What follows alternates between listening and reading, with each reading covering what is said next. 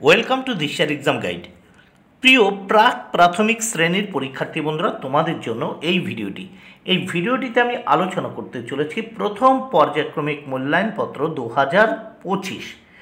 2025 সালের first unit test বা first summative evaluation টেস্টের বাংলা বিষয়ের প্রশ্নপত্র নিয়ে এই ভিডিওটি তোমাদের জন্য তৈরি করেছি। সম্পূর্ণ উত্তর সহ এই প্রশ্নপত্রটি আলোচনা করেছি।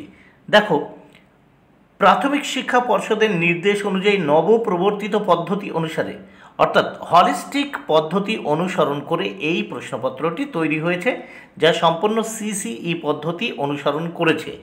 পূর্ণমান 20, সময় 40 মিনিট। পরীক্ষার্থীর নাম এখানে তোমরা তোমাদের নাম লিখবে, ক্রমিক সংখ্যা এখানে রোল নাম্বার লিখবে, বিদ্যালয়ের নামের জায়গায় তোমরা তোমাদের বিদ্যালয়ের নাম লিখবে। এইবার আমরা দেখে নেব প্রথমে এক দাগে কি বলেছে দেখে নেওয়া যাক। নিচের ফাঁকা ঘরে পরের বর্ণ বসাও। এর জন্য রয়েছে 4 মার্ক। আমাদের এখানে 4টি বর্ণ বসাতে হবে। প্রথমে আমরা দেখতে পাচ্ছি, দেখো প্রথম যে ঘরটি সেখানে অ দেওয়া আছে, দ্বিতীয় ঘরটিতে ট দেওয়া রয়েছে, মানে এখানে 4টি ঘর আছে, যেখানে ফাঁকা ঘর আছে আবার 4টি। দেখো তাহলে অ দেওয়া আছে, এর পরের বর্ণটা আমি লিখেছি আ, তোমরা কিন্তু লিখবে। ট দেওয়া আছে, এর পরের বর্ণ লিখতে হবে, পরের বর্ণ কি হবে ঠ। এ দেওয়া আছে, এর পরের বর্ণ কি হবে ওই, তোমরা ওই লিখবে। ক দেওয়া আছে, এর পরের বর্ণ কি হবে খ। তাহলে এইভাবে কিন্তু তোমাদের লিখতে হবে, যেরকম অ এর পরে আ, ট এর পরে ঠ, এর পরে ওই, ক এর পরে খ। নেক্সট আমরা দেখব 2 দাগে। 2 দাগে কি বলেছে দেখে নেওয়া যাক। নিচের ফাঁকা ঘরের আগের বর্ণ বসাও। নিচে যে ফাঁকা ঘর রয়েছে, দেখো 4টে ফাঁকা ঘর, এই 4টে ফাঁকা ঘরে আগের বর্ণ বসাতে হবে। আমি কিন্তু এগুলো বসিয়ে দিয়েছি, এর জন্য রয়েছে 4 মার্ক। যেমন দেখো দীর্ঘই, এর আগে কি হবে হস্যই, তাহলে আমি এই ঘরটি ফাঁকা ছিল, এখানে হস্যই বসিয়ে দিয়েছি, তাহলে হস্যই দীর্ঘই। দেখো এই ঘর আগে কি হবে গ, এই গ আমি কিন্তু বসিয়ে দিয়েছি, তাহলে গ ঘ। দেখো ও, এর আগে কি হবে ও, এই ওটি কিন্তু তোমাদের লিখতে হবে, আমি লিখে দিয়েছি।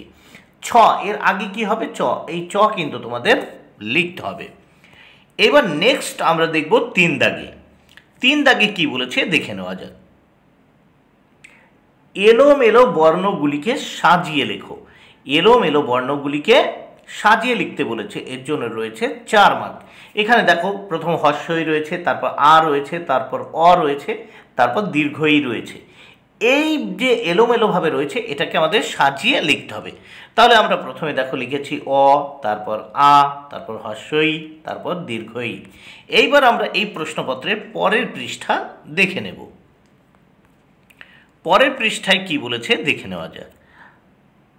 4 দাগে ছবি দেখে ফাঁকা ঘরে সঠিক বর্ণ বসাও, এর জন্য রয়েছে 4 মার্ক।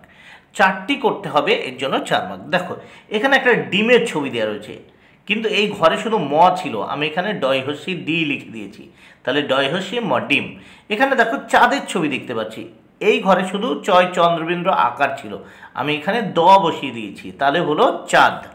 এইবার দেখো এখানে দেখো হাতের ছবি, হাতের ছবি এখানে লেখা ছিল হা, আমি এখানে ত বসিয়ে দিয়েছি, ফাঁকা ঘর ছিল, তাহলে হয়ে গেল হাত। এখানে ঘরের ছবি দেখতে পাচ্ছি, শুধু র ছিল এখানে, আমি এখানে ঘ বসিয়ে দিয়েছি, তাহলে হয়ে গেল ঘর। এবার নেক্সট আমরা দেখব 5 দাগে। 5 দাগে কি বলেছে দেখে নেওয়া যাক। বলছে দেখে দেখে বর্ণগুলি নিচের ফাঁকা ঘরে লেখো, এর জন্য রয়েছে 4 মার্ক। এখানে দেখো উঙ্গ, চ, ছ, বর্গীয় জ, এইগুলো দেখে লিখে সুন্দর করে কিন্তু তোমাদের লিখতে হবে। যত সুন্দর করে লিখবে তত তোমরা, তাহলে তোমরা ফুল মার্ক মানে 4 মার্ক কি পেয়ে যাবে। তাহলে এখানে অঙ্গ সুন্দর করে এইভাবে লিখবে অঙ্গ।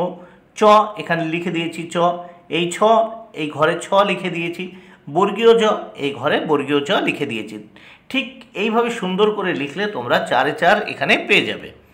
বন্ধুরা, ভিডিওটি ভালো লাগলে অবশ্যই লাইক, কমেন্ট, শেয়ার করো। Thank you very much. Keep watching my channel and my video.